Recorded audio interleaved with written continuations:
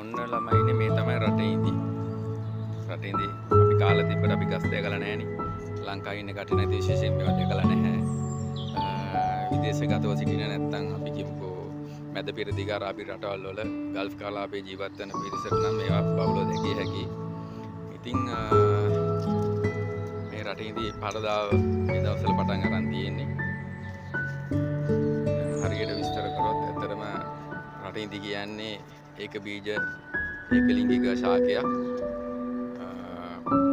මේ මල් හටගත්තට පස්සේ අපි මේකේ ස්වයං පරාගණයක් සිද්ධ වෙන්නේ. අපි විසින් මේ පරාගණය සිද්ධ කරන්න ඕනේ. ඇත්තටම මේ රටවල් වල සමනලියෝ මීමැස්සෝ වගේ සත්තු ගැවසෙන්නේ නැහැ. ඒ කියන්නේ ඇත්තටම සමනලියෝ නම් මම නම් දැකලා නැති තරම්ම.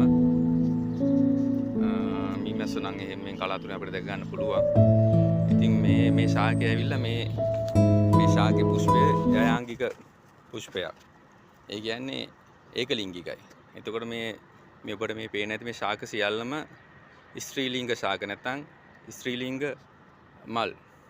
එතකොට අපි કૃතිමව මේක පරාගණය කළ යුතුයි. එතකොට අපි පිරිමි මලක් නැත්නම් පුමාංගයේ සහිත මලක කොටස් ගෙනල්ලා ඒ පරාග ගෙනල්ලා මේ මලට සම්බන්ධ කරලා අපි මල ගැට ගහලා ඉවර වෙලා සතියක් දෙකක් විතර මේ මල කවර් කරලා තියෙනවා. ඒ කියන්නේ කඩදාසි බෑගකින් වගේ අපි අඳුරු කරලා තියෙනවා. සතියකට දෙකකට පස්සේ මේ මල පීදීමත් සමග මේ පළදාව හට ගන්නවා. මේ වගේ පළදාව හටගත්තු රටින්දි ගස් කීපයක් තමයි මේ ඔබට පේන්නේ.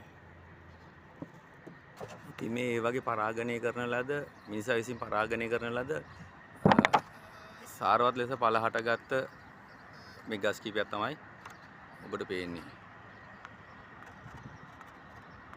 මේ තියෙන මේ බෑග් එකකින් වහලා තියෙන මේ වගේ පරාගණය කරන අවස්ථාවකදී බෑග් එකකින් වහලා තියෙන එකක් තමයි ඔබට පේන්නේ.